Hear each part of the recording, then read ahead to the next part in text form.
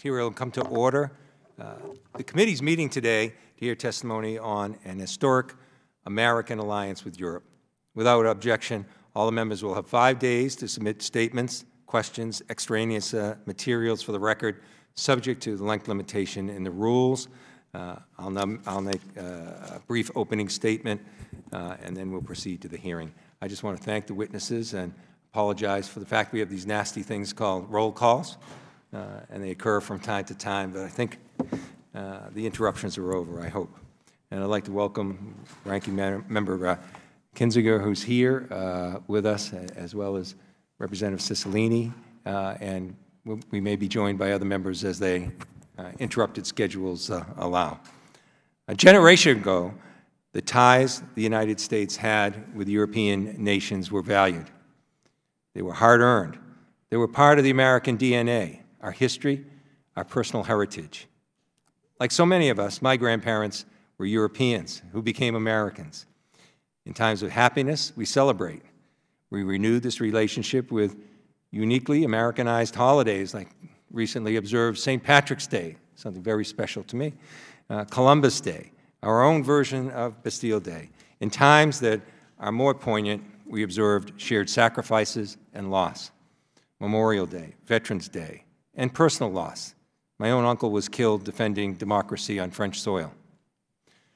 Perhaps it's the fact that this relationship was so ingrained that we saw no need to share this with following generations. However, in conversations I've had with our counterparts on both sides of the Atlantic, they reflect a need to remember and, more importantly, to renew this relationship. One cannot help but be profoundly moved visiting the monuments at Normandy to see, even this day, homes in the area displaying both French and American flags. The alliances we forged with our European partners during and after World War II were a testament to the brutally hard-learned lesson that we cannot escape what's going on in the rest of the world. Instead, we learned that the best way to ensure our security at home is to promote peace and stability abroad.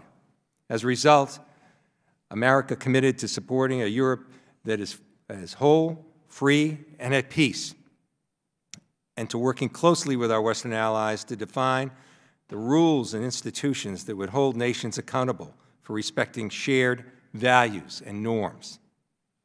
Through these commitments, we would work to ensure that future generations would never witness the same terror and carnage of their forebears. The United States invested heavily in economic terms, such as through the Marshall Plan, but also in military and leadership terms to make sure these institutions would hold. And to this day, we continue to benefit tremendously as a result. The Western Alliance set the rules for the trade of goods and services, giving American businesses access to more predictable and profitable opportunities around the world. In fact, 1/5 of our trade today is with Europe. We also achieved a level of collective military strength that has since World War II deterred another major attack on the U.S. by a foreign government. Even when we were attacked on 9/11, our allies came to our defense and triggered NATO's Article 5. Since then, of the more than 3,500 men and women killed serving in coalition forces in Afghanistan, nearly 1/3 were not Americans. By coming together to forge institutions and rules grounded in our shared values of freedom, democracy, rule of law, and the entrepreneurial spirit, we have worked together to ensure that we could live in relative peace, security, and prosperity for nearly a century now. We're here today because we find ourselves again in uncertain times, facing grave threats to our security, and we cannot afford to forget why we committed to our alliance with Europe. Today, there are renewed threats from nuclear weapons, not only in Asia from North Korea, but in Europe from Russia, and possibly also from Iran if they too decide to pull out of the nuclear deal. The threat from terrorism is also not over, and while we can agree or disagree over the causes, climate change is already affecting our military readiness, and there are estimates that effects from climate change could cost our economy 10% of the GDP by the end of the century. Further, Putin has aggressively pursued a hybrid warfare and tactics designed to undermine the very pillars of our security and our democracy and democratic alliances. And China has embarked on a strategy to reshape the global economy to its benefit at our expense. Automation and new technologies are also rapidly changing, and they're changing our workforce and our economy and what it means to go to school and get a job so the next generation is better off than their parents were. We can try to face all these threats and challenges alone. However, there has not been a single instance in U.S. history where we successfully did it alone. Rather, history teaches us that we are stronger when our allies are stronger, and we are working in lockstep together against common threats and adversaries. Any actions or rhetoric, therefore, that weakens our allies and our alliances with them is against our national security interest. We must continue to strengthen our capabilities and cement ever closer ties with our European partners and, in turn, embrace the same from each other and every one of them. The greatest difference maker we have, and when I say we, I mean both the United States and Europe, the greatest difference maker we have versus China or Russia is that we have this historically unprecedented coalition, and they do not. Our European friends and partners, our NATO and non-NATO allies, the EU, and our joint multilateral institutions have been synonymous with the American prosperity and security, and that continues unchanged today. So I'd like to thank our witnesses for joining us for this important discussion during our very first hearing this year of this subcommittee, and I'll turn now to the ranking member, Mr. Kinzinger, for his opening statement. Thank you, Mr. Chairman, and thank you all for being here on the first hearing for this subcommittee. And I couldn't think of a better topic to discuss. This is an issue that unites us all, and I think that's important to note. Since the end of the Second World War, America and European resolve has formed the cornerstone of national security policy for the post-war order. Through our partnership with European nations, we've successfully defeated communism, halted genocide in the Balkans, countered threats from terrorism, defended human rights around the world, and maintained cohesion with our like-minded democratic partners. While we no longer face the same existential threat posed by the Soviet Union, Western resolve and stability has helped to maintain peace in a world drowning with strongmen and in chaos. One of my growing concerns is our European allies continue to be reliant on oil and gas from Russia strongman Vladimir Putin, who's using energy security to weaken our alliance. That's why I introduced with Chairman Keating H.R. 1616, the European Energy Security and Diversification Act, which last night passed the House with overwhelming bipartisan support. We know that the Russians are using energy as a weapon against our allies, and this bill reassures Europe and shows America's willingness to help our transatlantic partners in their energy growth. Sometimes it seems like our enthusiasm, however, that we have in the United States for NATO is not always matched in Europe. I think Europe needs to step up in many cases, whether it's on their military spending, whether it's on a lean-forward attitude or understanding, in fact, that they are on the front lines and, frankly, have the most to lose of any hostilities between Russia or any hostilities with terror or, frankly, the new Cold War with China that's occurring even in Eastern Europe. Sometimes Europe comes across as tired, and I think if anybody needs to not be, it's Europe because they're on the front lines of this. There's other challenges that we still have to address. There's a genocide in Syria that, despite a brief cessation in hostilities, I think is going to continue to get worse. We have the issue with Huawei in China, and we have allies that sometimes go to the lowest bidder but put themselves in great harm and great possibility of harm by buying Chinese technology. We have a new Cold War with China, as I mentioned. And I think in many cases in the United States, we've politicized what we spend on the military and made it a partisan issue, when in fact, our underinvestment in the military is the reason that we now have parity, which we should never have. We have parity with some of our near-peer competitors like China and Russia. So all these are very important. These are a lot of issues that unite us, but I look forward to asking the questions of our panel today. And with that, I'll give back 2 minutes and 20 seconds. Well, I'd like to thank the ranking member. It's quite generous and unusual in Congress, too, to give back that time. And I've just cut into half of it by thanking you. Our other members have the opportunity, if they so desire, to give a 1-minute opening statement as well. And I'd like to go to Representative Cicilline from Rhode Island. Thank you, Mr. Chairman. I'd like to thank you and Ranking Member Kinzinger for calling this hearing so that we can have an opportunity to discuss one of the most important relationships in the world, the Transatlantic Alliance. I'd also like to thank our witnesses for being here and for their extraordinary public service. The partnership between Europe and the United States is an enduring alliance. It's a community based on a shared set of democratic values. It's a partnership that has fostered unprecedented peace and prosperity in Europe and the United States since the end of World War II. It is an alliance to celebrate and one we must continue to adapt for the future. As we gather today, we must be clear-eyed about the challenges to the Transatlantic Alliance, and we must be proactive about what Congress can do to shore up this critical bulwark. In Europe itself, the strength of the alliance is being tested by Brexit, the rise of populism in Europe, alarming anti-Semitism, and concerning democratic backsliding in places like Hungary and Poland. Here at home, our own president poses one of the greatest challenges to transatlantic relationships, and I want to commend Ambassador Burns and Ambassador Doug Lute for your excellent report on NATO at 70, and ask unanimous consent that that be made part of the record. It is a Thank you. It is a thoughtful analysis of the current state of the alliance and a roadmap for its future.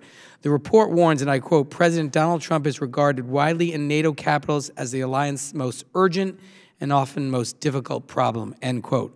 This is an extraordinary statement. NATO, an alliance founded by the United States and our closest allies, in great part to defend the United States, now sees the President of the United States as a threat. Incredible. Today, I want to send a clear message to our European allies. The United States is committed to our partnerships with Europe, and Congress will continue to support the Transatlantic Alliance as we stand together to face new threats to democracy, peace, and global stability. And I thank you, Mr. Chairman, and yield back. Thank you, Representative. Now, no one else wants to have any opening statements, so I'd like to introduce our witnesses and thank them for their presence here today.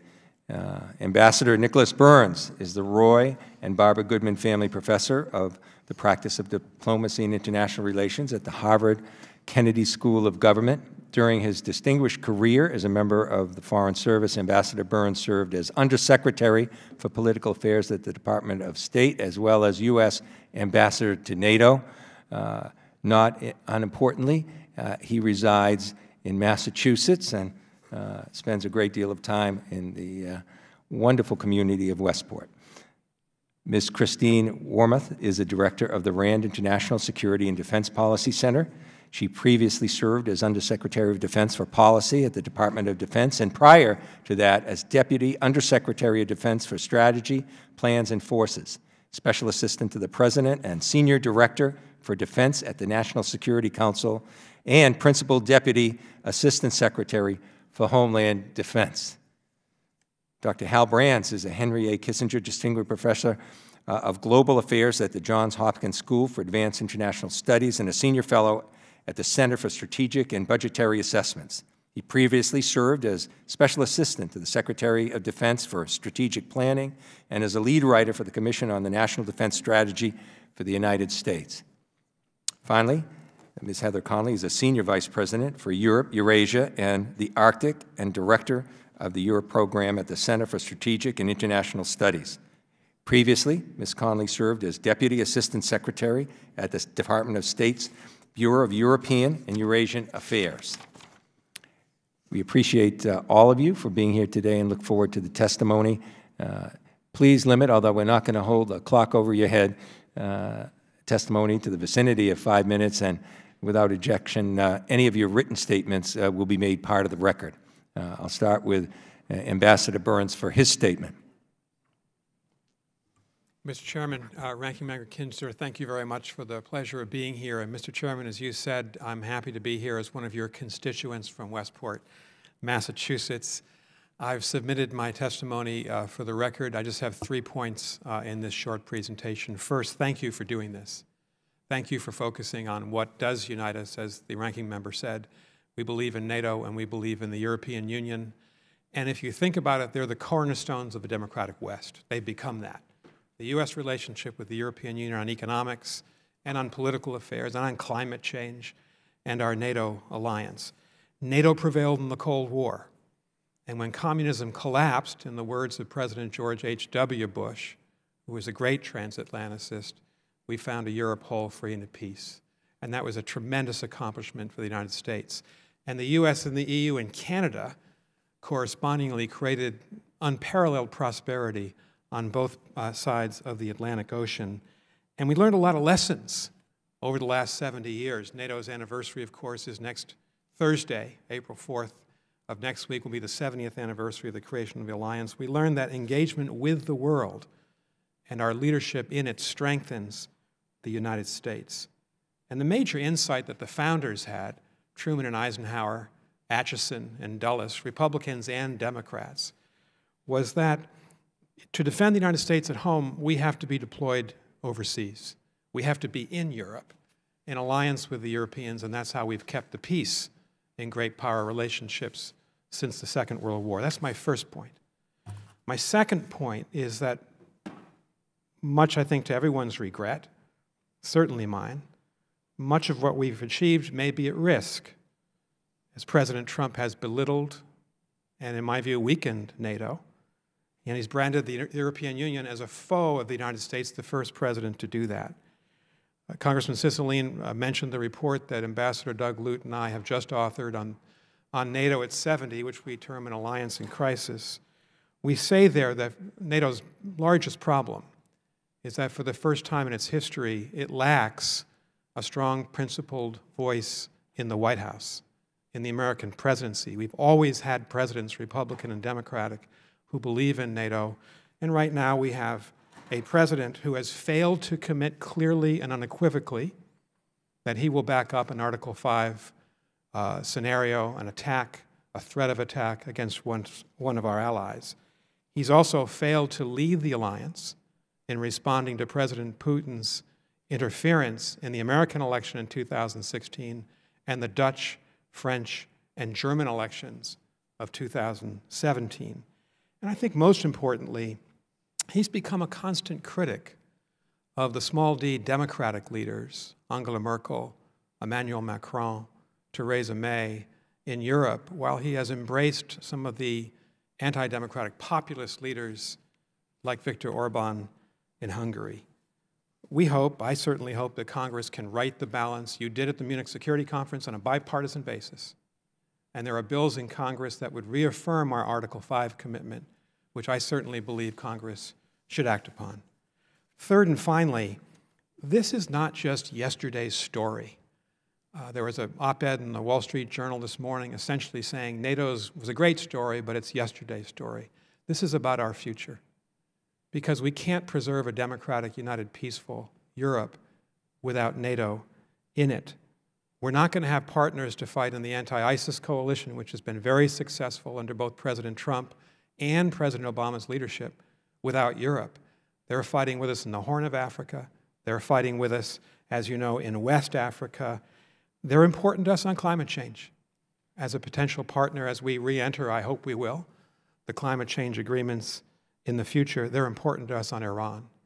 And finally, I'd say we're going to fight two big battles with the authoritarian powers in the years ahead. One's the battle of ideas. The Russians and Chinese believe that their big idea, central planning, one political party, denial of the human and civil rights of a population, that's the way forward. And they're saying that. That's Xi Jinping and Putin's message. We need to defend our Western capitalist, rule of law societies. The United States and Europe have to be in that together. That's the first big battle. The second is the battle for technological predominance in our military with the Chinese. And that maybe is the most important for our future, that we retain technological military superiority. It's at risk. We need Europe and our East Asian allies to compete with the Chinese. So we are tomorrow's alliance, not just yesterday's alliance. Thank you very much. Ms. Warmoth. Chairman Keating, Ranking Member Kinzinger, members of the committee, thank you for this hearing and for the opportunity to be here. Our cooperation with the countries of Europe is based on our shared values. This is picking up on something Ambassador Burns just said. Our shared belief in democracy and individual liberty and the rule of law. And we have shared a common purpose with Europe to protect and advance these values. And I saw that time and time and again in my government career, how important it is to work with our European allies and partners. I wanted to just give a few examples this afternoon of some of the benefits of the transatlantic relationship, looking at 3 different periods. the post-Cold War period, the moments after the 9/11 attack, and then the era we're in now and will be in, an era of strategic competition. 4 decades of close cooperation with the Europeans during the Cold War ended with the fall of the Berlin Wall in 1989 and the collapse of the Soviet Union just 2 years later. We immediately began working with Western Europe on Germany's reunification within NATO and the larger goal of building a Europe whole and free. We and our European allies focused on engaging the former Warsaw Pact countries, as well as the former Soviet republics, working to help them transition and stabilize. Through programs like NATO's Partnership for Peace, the SEED Act, and others, NATO nations helped these countries emerge from communism. Many of them eventually joined NATO, and many others also joined the European Union. And the work that we did during that period made both sides of the transatlantic relationship safer and more prosperous. After al-Qaeda attacked us on September 11th, 2001, Europe again showed their solidarity. NATO invoked the Article 5 Collective Defense Pledge for the first and only time in its history. European nations fought with us in Afghanistan from the earliest days, losing more than 1,000 military personnel on the battlefield. Under the NATO umbrella, many of the European countries are still with us in Afghanistan today. Some of our European allies also joined us in Iraq, fighting alongside our military, training Iraqi security forces, and working to rebuild Iraqi institutions. And then, in the summer of 2014, when the Islamic State seized territory in Iraq, many Europeans joined us in the anti-ISIS coalition. Some joined the air campaign or contributed special operations forces. Others provided trainers on the ground, and still others gave weapons to the Kurdish Peshmerga and the Iraqi security forces. Many Europeans also provided much-needed reconstruction funding. Ending the physical caliphate, which just happened in the last few days in Iraq and Syria, would have taken much longer and cost much more without the support from our European allies and partners. Our close relationship with Europe has given us basing and access rights that the United States that would help us not only defend Europe if we had to, but also help us defend our own interests far from our shores. The network of American bases we have in the UK, Germany, Italy, Spain, Greece, and Turkey are strategic assets that help us respond more quickly, whether it is to conduct non-combatant evacuations, provide humanitarian assistance, or respond more quickly to crises. It's also important to note we've cooperated with Europe on a range of non-military challenges. In 2013, several European nations helped with the destruction of Syrian chemical weapons. During the 2014 Ebola crisis in West Africa, the UK and France sent military personnel, and the EU contributed substantial financial resources to the countries fighting the disease. As Ambassador Burns says, the Europeans also worked with us to negotiate the nuclear agreement with Iran and the Paris Climate Agreement. And although the United States has withdrawn from both of those agreements, the Europeans have stayed in both. Now, as we look to this new period of competition, Europe continues to help us pursue our strategic goals. They've been our closest partners in pushing back against Russian violations of sovereignty. For the past 5 years together, we've maintained sanctions against Russia because of its aggression in Ukraine. And standing together, the United States and 24 European nations expelled 115 Russian diplomats in response to the brazen chemical weapons attack on the Skripals. President Putin seems intent on undermining the rules-based order that the United States and Europe worked so hard to build all these many years.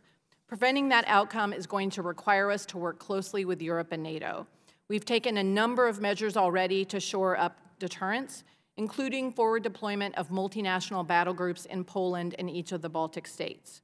Motivated substantially by the need to deter Russia, many NATO members are increasing their defense spending. A majority of them will be on target to meet the 2% goal by 2024.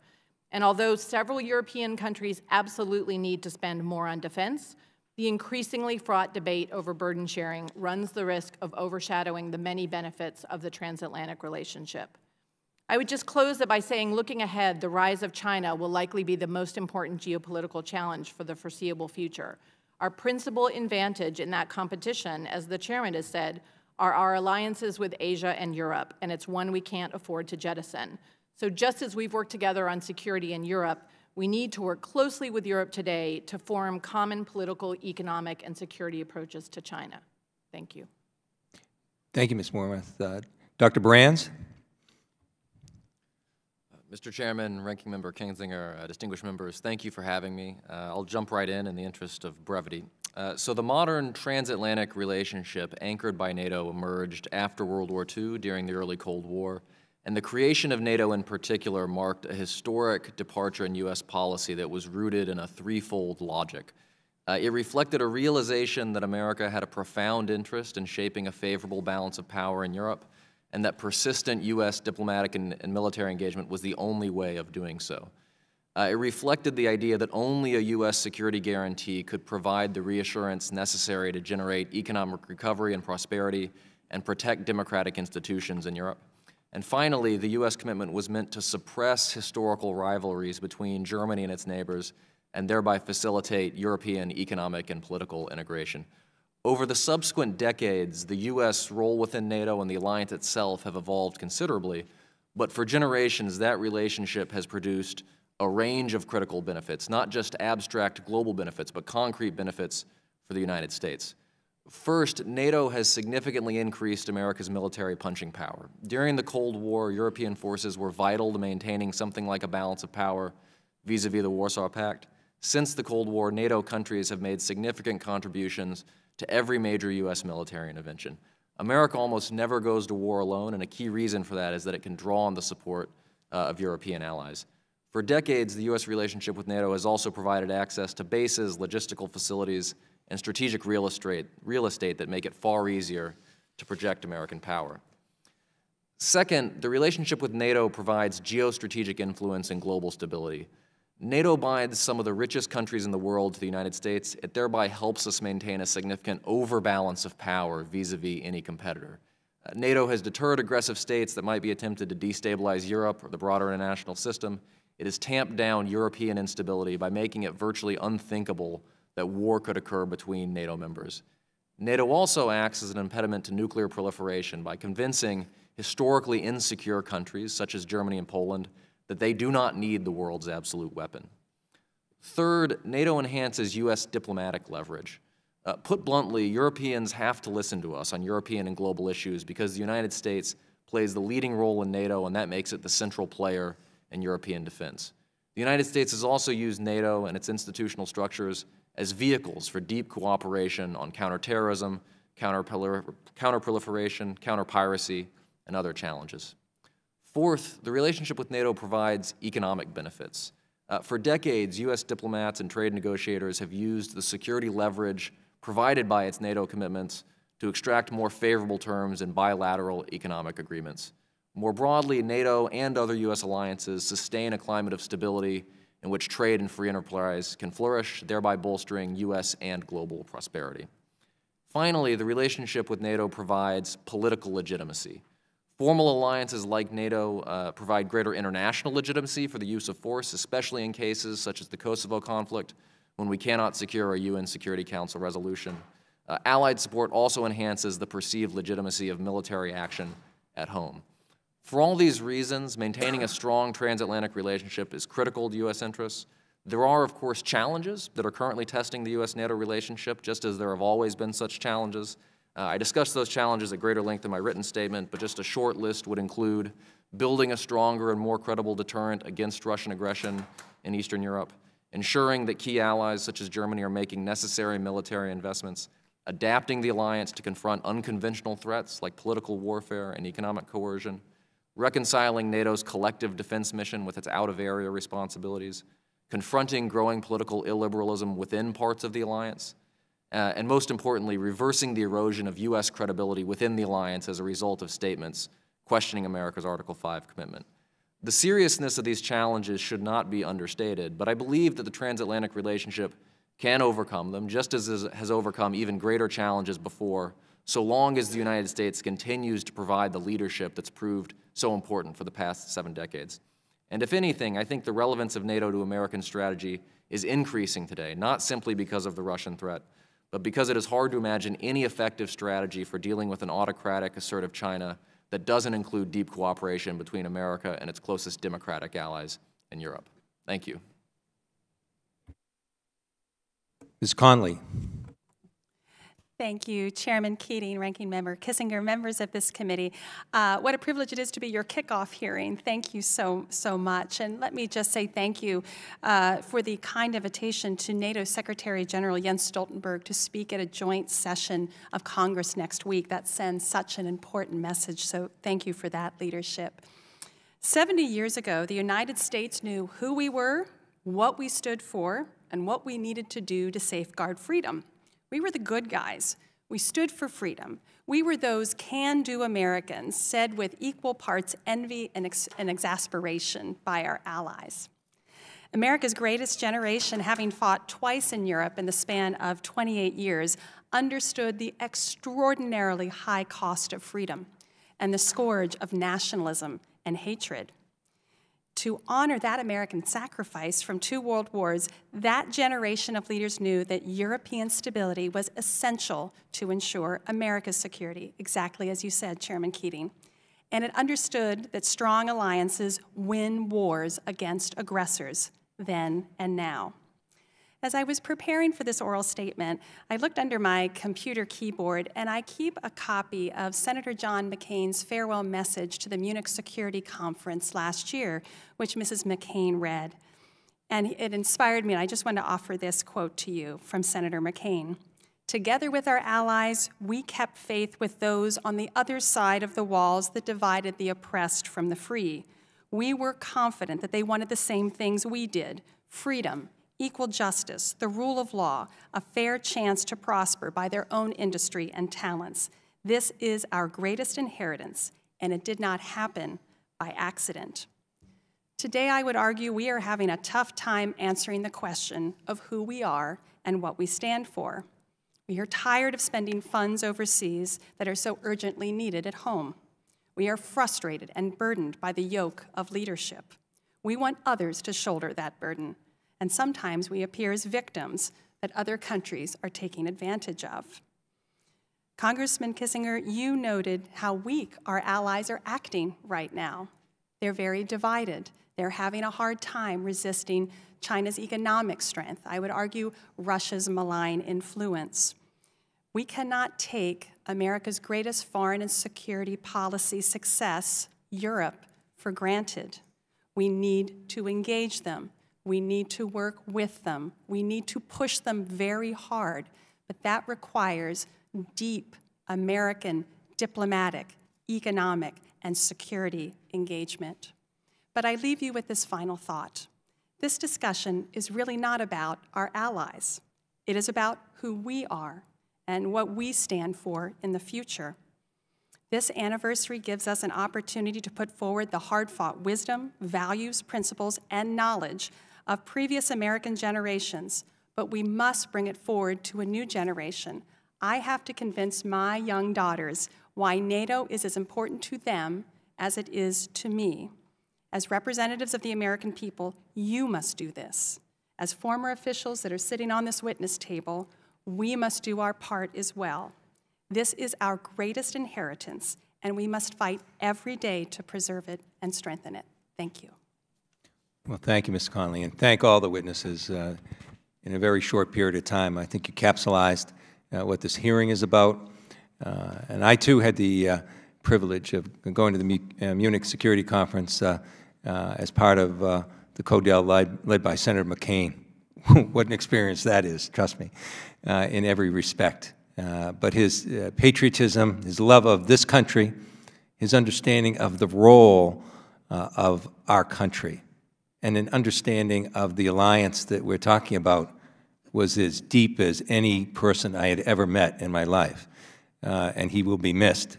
One of the best legacies we can all serve to honor him is to do our best at this difficult time to move forward. Because, in my opinion, this isn't just a hearing. This is really the beginning of our central mission of this committee during this Congress. Each of us are here and have been elected at different times in our country's history, but I honestly believe that what we do as a Congress during this 2-year period in particular will have fundamental impact on our relations with our most important allies and create a bond of greater security and prosperity in our country in an area where we've never had such an ability to do so. I came back and I saw Ambassador Burns there from Munich with the Speaker and several other of our leaders just a little over 3 weeks ago. We had the opportunity to go to Brussels after that, and in the whole course of that met with most of the key European officials. And really what I want to get to is this. I was really taken aback by the depth of the challenge we have in front of us as a Congress. There was a poll in Germany that came out just about the time that we got there, and it showed that the German people had 85% unfavorability towards the United States and only 10% favorability. The German people, those are among our closest allies, people that, as our witnesses have detailed, have fought with us and lost lives. So these are the critical issues we have in front of us. And also, we met with those leaders. And I'll share with you, without identifying them, because it was Chatham rules that took place in these private meetings, but during those recent meetings, during those meetings that we had, the leaders were using words like painful, hurtful, describing our actions at that time. They centered, for instance, on the U.S. rationale for the tariffs that are imposed on Europe right now, and they wanted us to explain why we were using emergency security powers to impose those tariffs. They said, when did we become your enemies? When did we become a security risk to your country, our closest allies? So if you could, I think that's why I led with this question. We have work to do with the people in Europe. And that's why we're here today. That's why this is central to what we will do, reminding them of the importance of this alliance. Because I think when people focus back on what we took for granted a generation ago, they'll understand better how to invest personally, financially, and in terms of our security interests together. So if I could, those two comments, what can we do to help improve as a Congress? And I must tell you, I'm not casting our meeting just on those issues.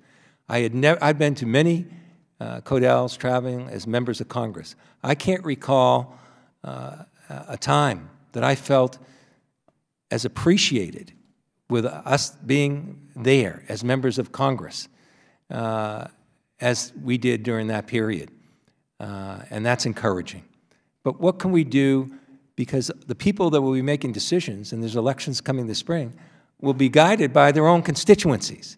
And it's concerning to see that unfavorability that's there with a close ally, and also the work we have to do with these other officials, our counterparts in Europe. Mr. Burns, Ambassador Burns. Thank you, Mr. Chairman.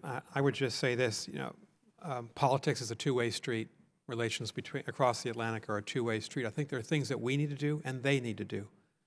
On our side, it was pretty clear from the Munich conference. It was an extraordinarily insightful conference to hear from the Europeans. They're looking for a reaffirmation of the American commitment to NATO, especially focused on Article 5, because the President just hasn't done that. He's had, in his first visit in 2017, he didn't mention Article 5. In fact, it was taken out of his speech.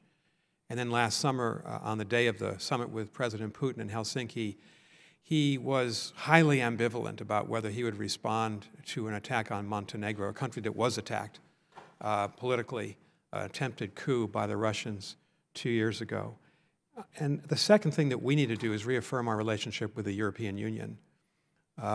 Every president since the coal and steel community was created in 1948 has believed that the European Union is a partner of the United States. It's in our interest to see them succeed. The President consistently has called them a foe, a competitor, only looking at them through the prism of trade, but not also in our political partnership, which is very deep.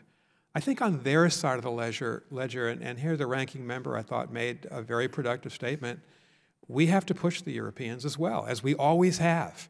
They are excessively reliant on Russian natural gas. They're in danger of being excessively reliant on Chinese capital investment through the Belt Road Initiative. You saw that Italy joined it formally over the weekend. They are insufficiently distrustful of Huawei on the 5G issue.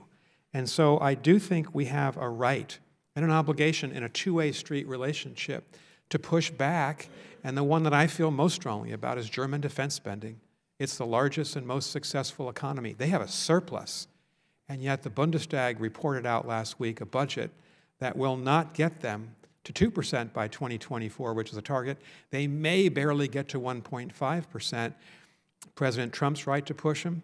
President Obama was right to push them. The only silver lining there, I'll finish on this, is that we've seen 4 consecutive years of real growth in European defense spending since Putin's annexation of Crimea, mainly not in Germany, but in the other allies, and that's something we can push forward on with them. My time is up, but I think that you'll have the opportunity to, the other witnesses, to address some of those issues with some of the other questioning. So I yield the ranking member, Mr. Kinzinger. Mr. Chairman, I'm going to swap places with Ms. Wagner. And I will say from my side, if you could, let's be very disciplined on the 5-minute clock because of the hour. But I'll switch places with her, Mr. Chairman. I greatly appreciate the courtesy of the ranking member. I have to get to a financial services markup, and so I'm on roller skates today. And thank you, Mr. Chairman, for organizing this hearing. And thank our witnesses. I had the great privilege of serving as a United States ambassador in Western Europe under Ambassador Burns. And Ms. Connolly, I would like to associate myself with your opening statement greatly. Although we work closely with partners in the EU bloc, our goals are not always in step. We have historically relied on the United Kingdom to bridge gaps between the United States and EU countries. Ms. Connolly, how will the UK's departure from the EU affect EU policies in areas of interest to the United States, such as sanctions and trade and regulatory policies? Thank you so much for that question. It will, the European Union will be greatly reduced should the United Kingdom depart the EU. And on an almost daily, hourly basis, this story is in constant change. So, but all things being equal, the United Kingdom provides for the European Union a very export-oriented, very market economy-driven. It's driving the European Union on foreign and security policy, and this will be a great loss to the European Union when the United Kingdom leaves. If anything, we focus too much on the ins and outs of this extraordinary Brexit debate, but we haven't focused enough in thinking about how much the EU will diminish, and in some ways how much the United Kingdom will diminish from being out of the European Union. This is why we're seeing in the EU the creation of what they're calling the Hanseatic League, which is Northern European economies that are trying to, in some ways, fill the space that the UK will leave in being market-driven, export-driven, much different from the Southern European There will economies. definitely be a void. Ms. Warmoth, many of our European partners share the United States' concerns regarding Russia's noncompliance with the Intermediate Range Nuclear Forces Treaty, or INF. The United States has since withdrawn from the INF with NATO support. I understand these recent developments worry some European stakeholders who fear resurgent U.S.-Russian competition will destabilize Europe. What is the future of arms control in Europe, and what role can European countries play in pressuring Russia's back into compliance? Thank you for the question, Congresswoman. I think I'm very concerned about the future of the arms control regime in the wake of the decision to withdraw from INF, primarily because I'm concerned about what it means for whether we extend the New START agreement in 2021, which I think is very much in the interests of the United States, despite the fact that we are in a very low period with the Russians. So figuring out how to extend that agreement, which is in our interests, I think is item number 1 on that agenda. I think we need to continue to have our European allies and partners put pressure on Russia to work with us to extend that agreement and to call out their bad behavior as they have in many instances. I do think that part of having a credible deterrent is showing a unified front. And I would have liked to, I think the way the United States withdrew from INF did not shore up that unity inside of the alliance. So going forward, we need to coordinate so that we show a unified front. Thank you, Ms. Warmoth. Ambassador Burns, during the Cold War, our alliances with European countries helped the United States maintain a durable balance of power vis-a-vis the Soviet Union, preventing catastrophic conflict, frankly, between the great powers. Today, we are seeing China step into the balance, or into the place, I should say, that the Soviet Union once occupied. What role will Europe play in countering the rise of China? I think, as Heather Connolly said, the Europeans seem to be disorganized and not united on how to respond to China. A great deal of divisiveness as the Chinese seek inroads. The Chinese are running and own the port of Piraeus, yes, biggest port in the Eastern Med, significant investments in the Balkans, now in Italy. So the European Union needs to organize itself, needs to develop a common policy, because this is a major threat.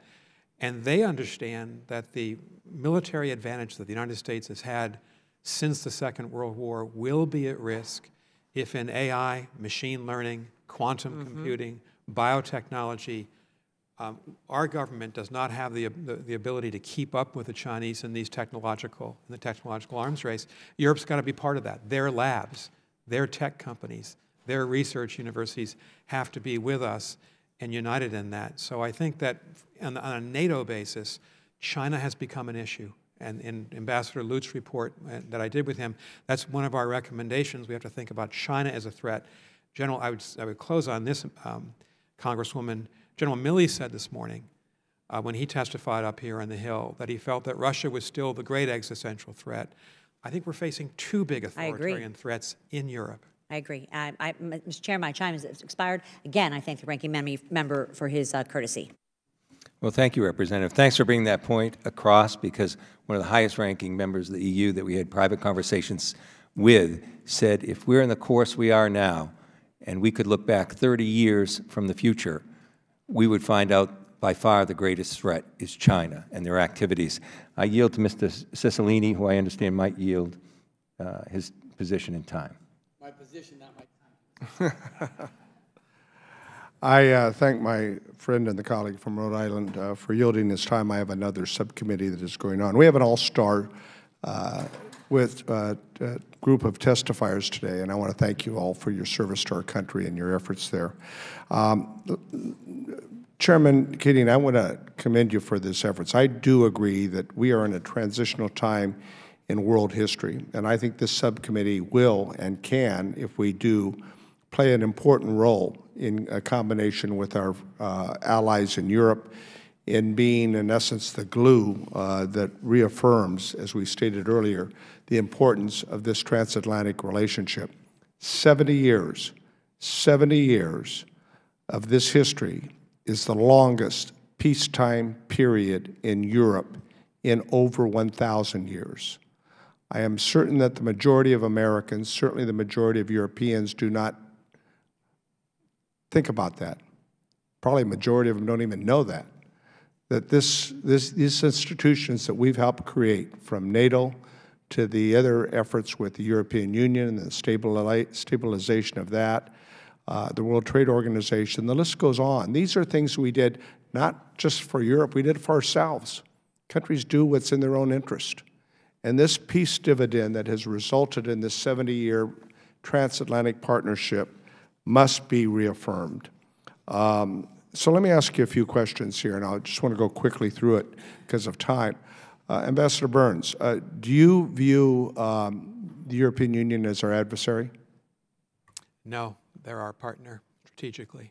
Ms. Warmoth, do you view the European Union as our adversary?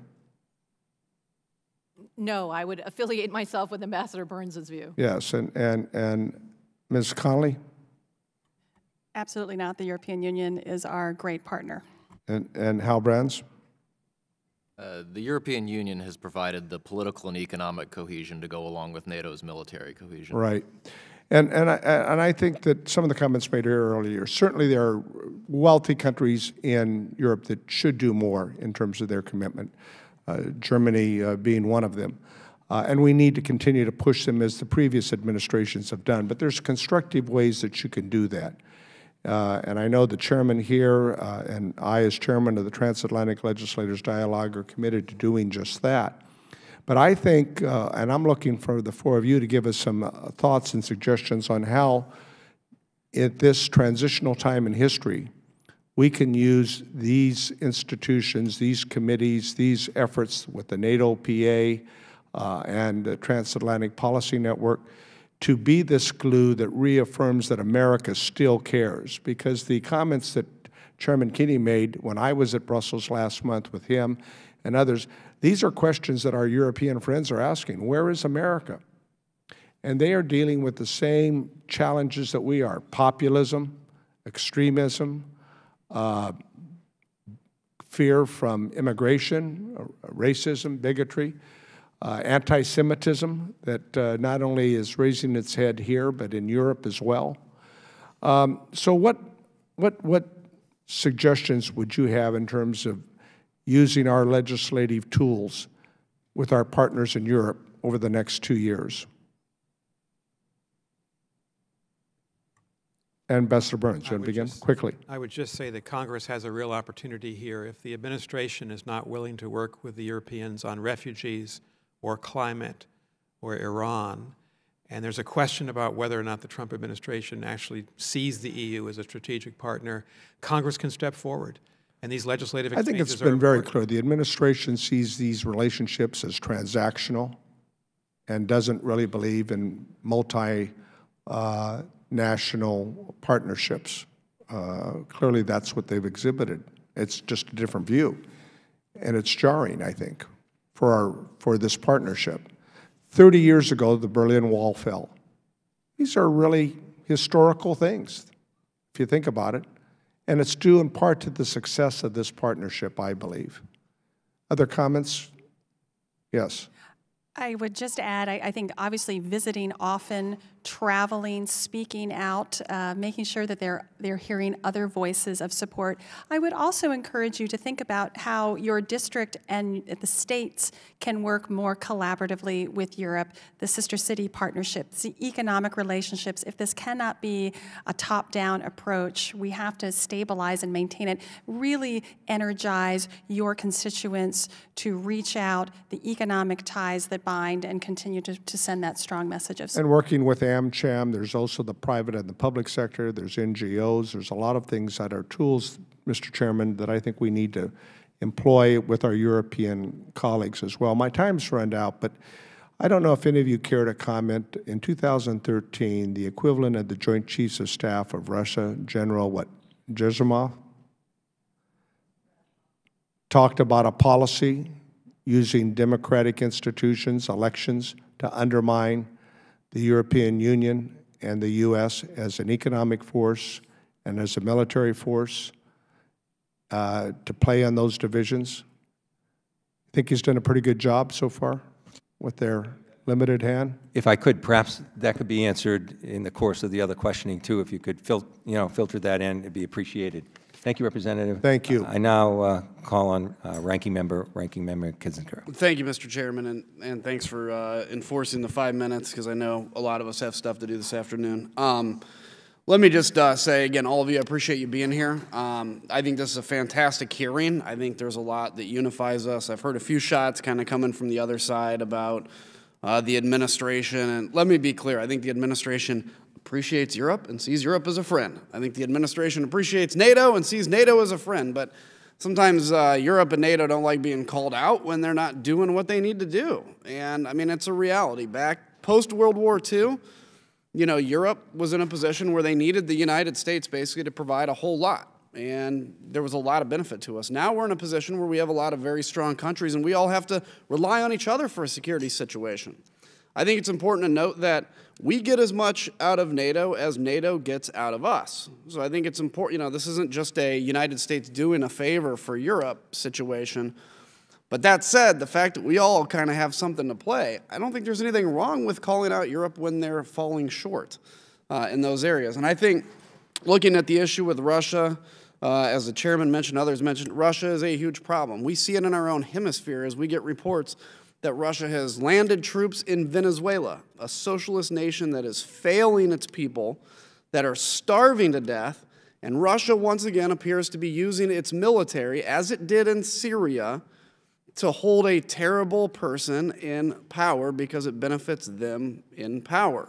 So that's why pushing back against Russia through NATO in Europe, taking away energy as a weapon for them, pushing back against them in our own hemisphere, which we've neglected for too long, is very important. And we need our friends in NATO to step up with us. We need them to spend a little money with us, too.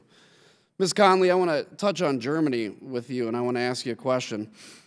Germany's willingness to continue the construction of the Nord Stream 2 pipeline and to connect 5G through the Chinese telecom firm Huawei is only a few of the questionable choices that they're making.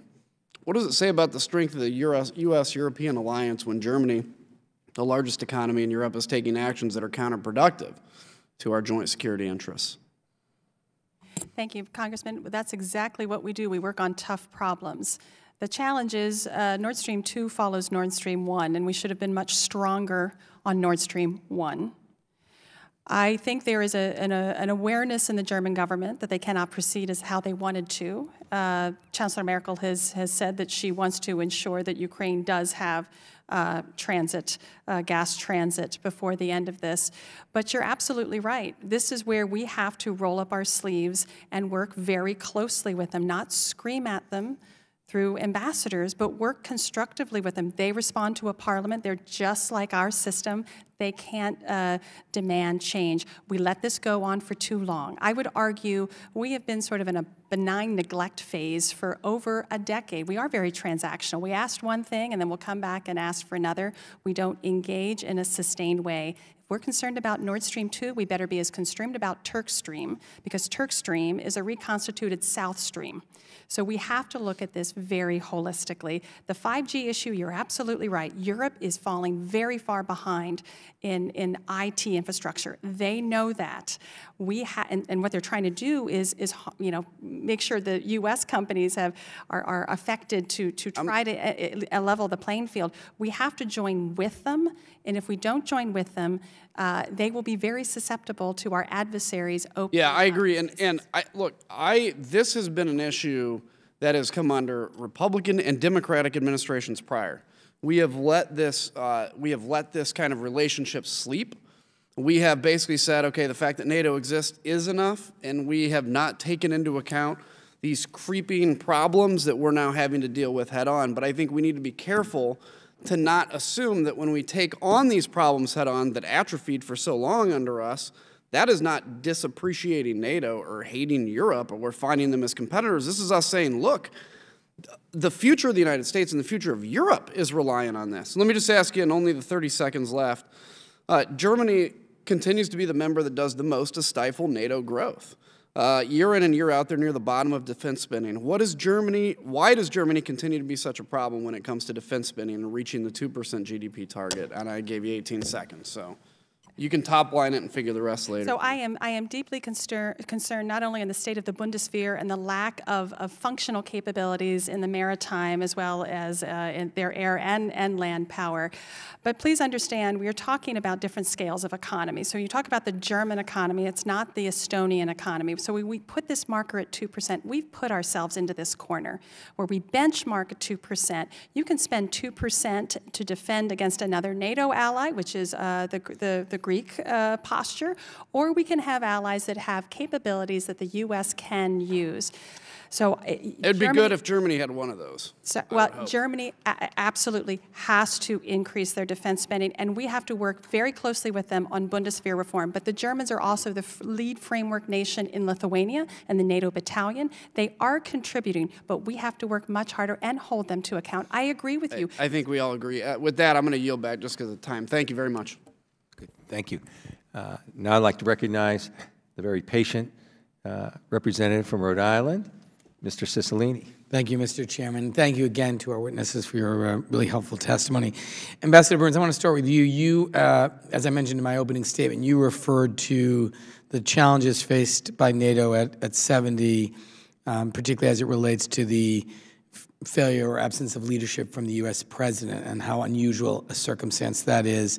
And although we're trying to do as much as we can as members of Congress to reaffirm our support and our understanding of the importance of this relationship, we did a resolution which was overwhelmingly supported in a bipartisan way. We're having this hearing. My sense is still that world leaders look to the words and actions of the president and not the Congress. And so I'm wondering if you could speak a little bit about what the absence of American presidential leadership in this moment has meant in terms of the future of NATO and what we can do to undo some of the damage that's being done by the president in this regard. Thank you, Congressman. One of the most striking things that Ambassador Lute and I heard, we took 6 months, interviewed 60 leaders, current and former, on both sides of the Atlantic.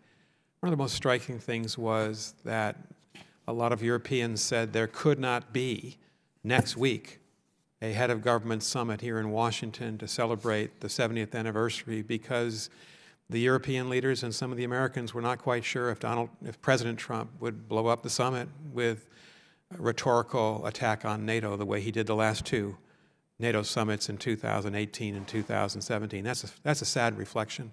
I think what we've lost is we've never had a president who is so ambivalent, and that's a kind characterization about NATO.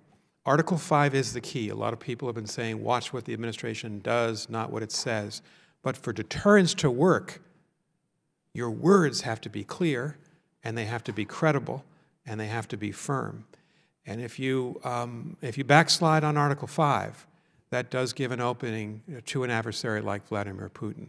It may not be a conventional attack of a type that we might have feared, and we did fear in the 50s and 60s, but now a hybrid attack or a cyber attack on our election system. And so I think we've lost a lot. And we need the next president, whenever that president appears, after a vote of the American people, to really dig us out of a hole. Congress does have an opening right now. Ironic for someone who's a creature of the executive branch, I served my entire career in the executive branch, to ask Congress to exercise its constitutional responsibilities. But I can tell you what I've heard from Europeans is the resolutions you passed reaffirming American support for NATO did make a difference for them. And I think we saw that in Munich as well. Thank you, Ambassador. I think one of the other things that we've heard a lot about is obviously the shared democratic values that both led to the creation of NATO, and it's sustained it for these 70 years. But I think many of us are very concerned about, and you've written about this, about the democratic institutions that are weakening, and particularly in Hungary and Poland. I think it's also quite a stretch to claim that Turkey embodies democratic values. Populist parties are growing all across Europe, and you, Ambassador Burns, highlighted this in your report, this democratic backsliding as a cancer within NATO. And so I'm curious to know what you think Congress can do to shore up the foundations of democracy at the core of the Transatlantic Alliance, what your assessment is of the state of democracy in Europe, and obviously any of the other witnesses who want to contribute to that answer. 2 big challenges. The biggest challenge in Europe right now, the existential challenge, is the rise of the anti-democratic populists. Marine Le Pen, Geert Wilders, Alternative for Deutschland.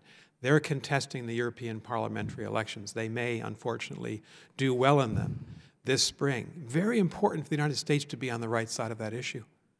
And there is a perception, more than a perception, a strong belief that the president has embraced Viktor Orban in Hungary, and the Polish government, and Salvini, the right-leaning leader in the Italian coalition. We should be behind the Christian Democrats and the social democratic leaders, the true small d Democrats in Europe like Angela Merkel, and we're not right now. And that's hurting us. On the NATO side, I have to tell you, when Ambassador Lute and I suggested in our report that NATO look into the democratic practices of Hungary, Poland, and Italy, there was widespread opposition among most of the people in NATO. They said it'll divide us. But NATO is not just a military alliance, it's a political alliance. The values, second sentence of the Washington Treaty is about our values: rule of law, democracy, human rights. We've got to pay attention to that. There ought to be an annual assessment of whether countries are backsliding. There have to be some penalties, but right now there is no agreement in NATO that we should do that. Thank you. My time has expired. Thank you, Mr. Chairman. I yield back. Thank you, Representative. And Chair recognizes the gentleman from Indiana, Greg Pence. Thank you, Chairman Keating and Ranking Member Kissinger. Thank you for holding this important meeting. Thank the panel for their service to this country, and thank you for being here today and providing a lot of information. In some of your written testimony, Ambassador Burns and Ms. Connolly, you stated, NATO deters Russian President Putin from invading or seeking to destabilize our NATO allies in Eastern Europe. And two, the United States must return to Europe economically through enhanced trade and investment partnerships. I'd like to discuss these items and switch gears a little bit from some of the things we've been talking about and talk about energy security. According to our Congressional Research Service, the EU remains highly dependent on Russia for natural gas. More than 40% of total European gas imports are from Russia, and some EU members are almost totally dependent on Russian gas, as you know. At the same time, Russia has demonstrated its willingness to use its energy resources to further its foreign policy. For example, Russia cut off gas supplies to Europe for periods in 2006 and 2009 and has repeatedly manipulated flows through Ukraine. NATO is not blind to this challenge. According to NATO, and I quote, NATO's role in energy security was first defined in 2008 at the Bucharest Summit and has since been strengthened. My question, is NATO, America's greatest security asset, doing enough to enhance energy security in the alliance, and what more should they be doing if not? And I ask each of the panelists. Congressman, thank you so much for that question. I think NATO certainly is at the center of thinking about security very widely and has created a center of excellence to focus on energy security. But ironically, it is the European Union that has the most input into demanding diversification of European energy. The European Union's third energy package tries to break the upstream and the downstream requirements and tries to seek and ensure diversification. It has had successes, yet it has had failures, such as Nord Stream 2. We have to continue to work very closely with our allies to make sure that this cycle of dependency, and it's not just oil and gas, there is a malign economic influence that also comes as part of the dominance of whether it's Gazprom or Rosneft in NATO countries. We have to break that cycle of dependence, and this is exactly where NATO and EU cooperation is absolutely essential. NATO is the security provider, but the EU has the economic tools to try to help break this cycle of dependency. I would agree with that. I would just add, to the extent that the United States can promote measures to facilitate the export of LNG and other energy exports, that can provide a useful counterweight to Russian influence as well. The point I would make in terms of addressing this is that it's important for the United States to apply pressure and apply encouragement, but to do so in a constructive way, because if it comes across as hostility or outright condemnation, that turns this issue or the defense spending issue into a referendum on the current political leadership of the United States, which is not an argument that we will win in Europe right now.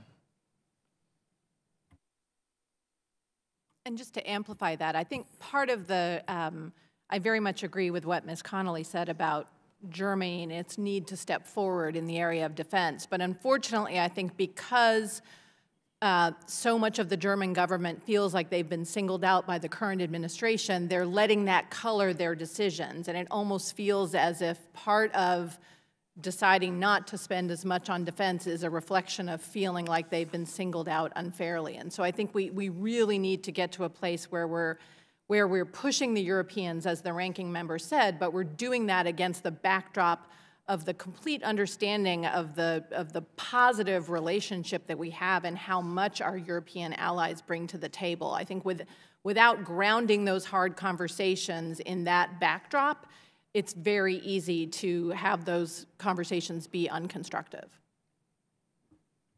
Congressman, NATO thought a lot about energy security at the beginning and the middle part of the Cold War decades ago. We had to in terms of our contingency planning. Less so now. NATO should think more about this, but I think realistically the EU is going to be the focal point of the institution that the U.S. can work with most effectively. U.S. LNG, Norwegian, Algerian gas are substitutes. and we've got to work with the EU to get there. Thank you, Mr. Chairman. I yield back. Thank you, Representative. The Chair now recognizes the Vice Chair of the committee, Representative Abigail Spanberger. Thank you, Mr. Chairman. I am honored to serve as the Vice Chair of this subcommittee as we continue to reinforce our shared fundamental values of international cooperation, mutual security, and democracy. My question today for the witnesses, and I thank you very much for joining us, relates to trade policy. Recently, we've seen the White House invoke restrictive trade policies, particularly the imposition of tariffs, in response to trade imbalances and in the name of national security. Yet it's the farmers, business owners, and everyday people across my district, Central Virginia's 7th District, and across the country who are hurt, both by these tariffs and the retaliatory tariffs countries have imposed in response. Mr. Brands, in your view, and Ambassador Burns, and to the other witnesses if you'd care to respond as well, in your view, are these tariffs serving our national security interests? Or are there other, more effective diplomatic avenues for resolving trade disagreements that wouldn't have this outsized negative impact on our own citizens that we should consider pursuing instead? I don't believe that the tariffs are serving the national interest, and I would simply add that I think they're undercutting U.S. goals in other respects as well. One thing I would give the administration credit for is trying to bring pressure on China to address its unfair trade practices, but that will be much more effective if we're not isolating ourselves by picking trade fights with our allies at the same time. Thank you. Congressman, I just say it's complicated. We've always competed with the EU in trade. We're going to have our differences, but we need to fight fairly. The smarter play for us right now is to combine forces with the EU and Japan and South Korea against China. The President's fighting, I think, he's made a lot of good points about China's predatory practices. We need that EU support, and right now we've got a divided team on our side. I'd also say in the long term, mid to long term, we should go back to thinking about a U.S.-EU free trade agreement. 900 million people, the 2 largest democratic spaces in the world, and the 2 largest economies in the world. And this could help our economy, and it could help us to confront the predatory nature of the threat from the Chinese. And given the tenor that so many of these conversations have had related to our trade policy and related to our engagement with our allies, what do you see the path forward to dial back some of this aggression, to put us back on the right path, and potentially move towards, as you said, sir, combining forces, particularly in the face of the greater challenge, which is China? You know, what we don't have right now is a productive relationship between the American president and the German chancellor. President Obama and President Bush, George W. Bush, both had very productive, frank relationships with Angela Merkel. You could work things out with her because she's the strongest leader. To a lesser extent with President Macron of France, we don't have those relationships. The president and the chancellor, I'm told, do not talk often. If you don't have a conversation between the 2 most important alliance leaders on trade, then you get into situations, very unfortunate, where we're threatening a trade war.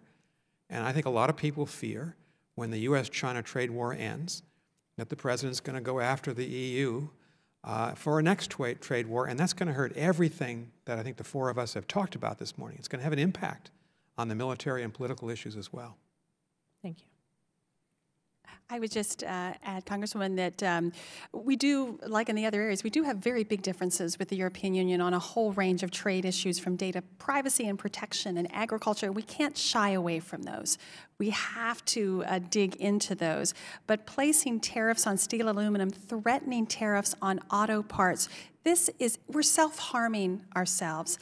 And it's exactly what we should have done, is create a Japan, EU, US full spectrum approach to China on state-owned enterprises, the whole sweep on the AI issues. We could have had a dramatic impact on China's behavior. We just are choosing to fight our allies and our adversaries at the same time. We need to husband our allies and go after the same thing.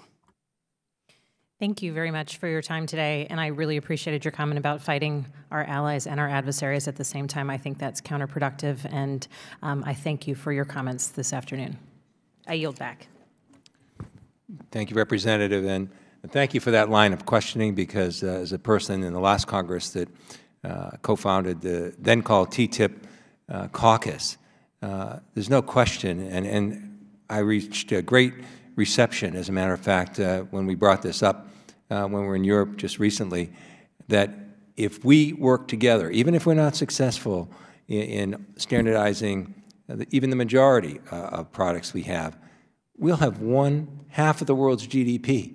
If we really want to be effective with China, we should deal from strength. So I appreciate that line of questioning. It was well received by the leaders there. I'm mindful of the obstacles we'd have, but at least we'll be going down the right road. So thank you. And now the gentleman from Mississippi, thank you for joining us, and Representative Michael Guest, welcome to the committee, and thank you for being here. Thank you, Mr. Chairman. I want to turn my focus just for a few minutes on NATO spending. And I think there was, during some opening statements made by you, Ms. Warmoth, that currently of the 29 NATO countries, 8 have met the 2% GDP, which is the NATO spending standards that have been set. Is that correct? Congressman, it's actually 5 currently now who are meeting the 2% target. Only 5. That's correct. And you said that we are on track by 2024 to have additional countries that would meet that 2% GDP. What number? I think we're expecting it to be somewhere between 14 and 15. I mean, these are projections, but it will be a majority of the 29 members. So we'll still have roughly 14 or 15 then that don't meet that standard? That's possible. And some information that I saw, and tell me if any of you believe this is accurate or not, but some research said that in 2017, the U.S. paid for over 70% of the combined defense expenditures of NATO. Does that number sound accurate to you? Well, I think it's easy to mix up the math because there's NATO common funding, there's sort of NATO budgets, and then there are the individual national defense budgets. So I'm not sure which statistic that speaks to. All right, let me ask, I guess my question is, since we currently have only 5 of 29 countries that meet that, even in 2024, we expect only to have roughly half. You believe 14 to 15. What can we do as a Congress and what, I guess 2 things, what can we do and then what should we do to make sure that other NATO members are meeting their obligation? Ambassador, I'll start with you and I'll work down the table from left to right. You know, the real problem is in the parliaments of these countries, particularly in Germany, where the Bundestag does not want to spend the money, and they have, as you know, a surplus in their budget. So speaking to them, legislator to legislator, I think that's something that our members, Republican and Democrat, should do. Second, there is actually no common standard to how to measure 2% across the alliance. Individual allies measure it differently. We need a clean, regular metric that everyone can agree on, and I would say expand the 2% category to include spending on cyber defense and spending on intelligence, because some of the members, that's their comparative advantage. That's where they can help us, and right now we're not counting what they're spending under 2%. This is a major problem, but it really has to focus on Germany as well. So is what you're saying that we need to expand the categories that we consider counted toward that 2%, so we wouldn't be putting money necessarily 2% GDP into soldiers and battlefield equipment, but that money could be counted in additional spending? Is that your suggestion?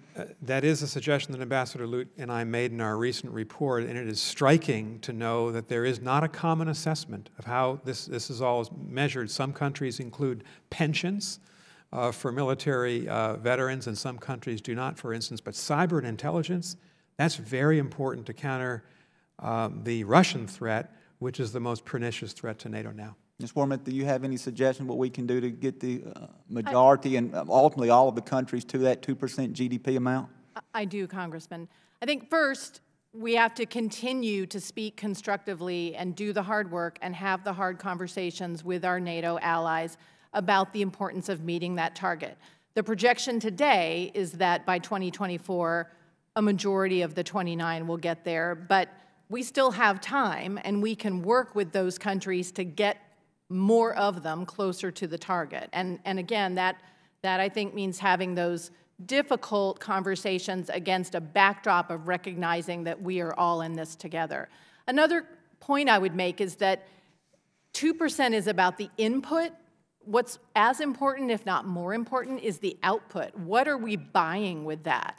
I don't want to see our NATO allies spend more money on their pensions and on some of their personnel accounts. I want to see them buying new equipment. I want to see them investing in research and development.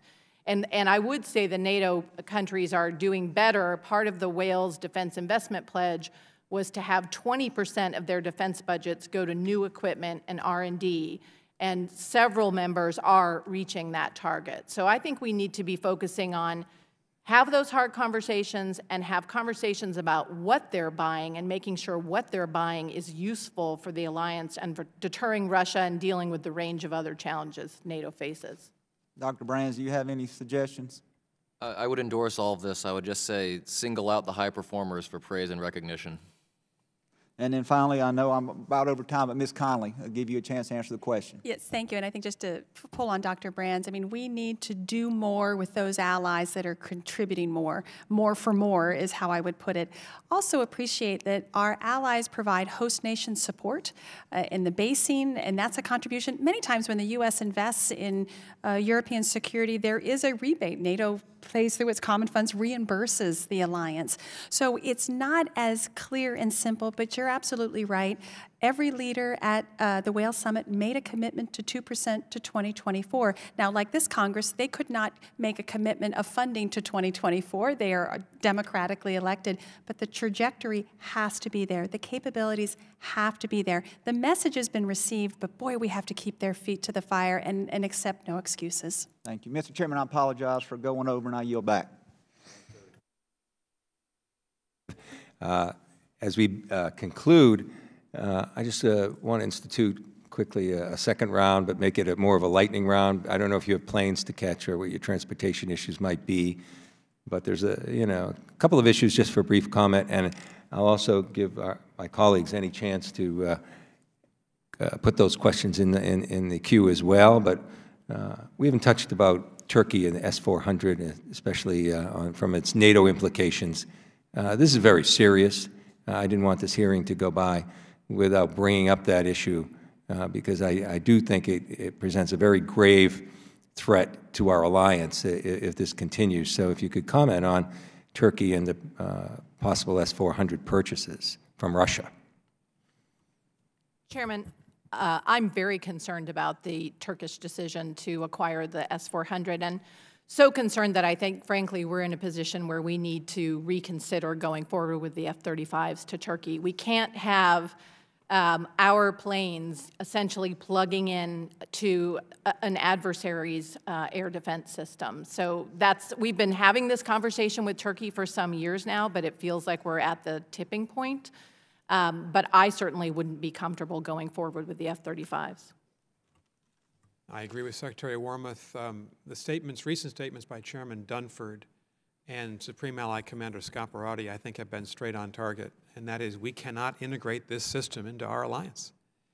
And so I agree with Secretary Warmoth. If the Turks proceed with this, and Erdogan is threatening to do that, then I think the F-35 should be at risk. How can we have close strategic coordination if they are importing a Russian system into NATO allied defenses? Great. Chairman, I would just argue that the S-400 picture is a symptom of a much broader and larger strategic picture that Turkey is turning away from Euro-Atlanticism, its approach to Venezuela, its approach to Iran, its rapprochement with Russia, some of the instability in the Aegean Sea. This deserves a hearing from this subcommittee to look at the totality. In part, much of NATO's and containment strategic rationale was anchoring Turkey and Greece and the Euro-Atlantic community. This anchor is starting to push in a different direction. I would also argue for the Congressman's comment, Hungary, you need a hearing dedicated to Hungary and understanding what is going on and whether we can maintain NATO classified information with that country. These family first, these are important countries. We're losing them. We have to find a strategy and a way forward to return them to the Euro-Atlantic community. Great. Well, I'd like to thank the witnesses and say this. It's been a day of interruptions with roll calls, but this has been so important. We had very good participation from subcommittee members running in and out. A couple of them had to leave. And, you know, the members of the committee, those members or other members, will have the opportunity to ask additional questions in writing. And we ask the witnesses to please respond to those questions. And the hearing record will be open for 10 business days in order to receive those responses. Thank you so much for being here. This is just the beginning of an important journey. And I think in the short time we had to discuss this, we covered so much ground, but are left with so many more issues to pursue. With that, I'll adjourn this hearing, and thank you for your participation.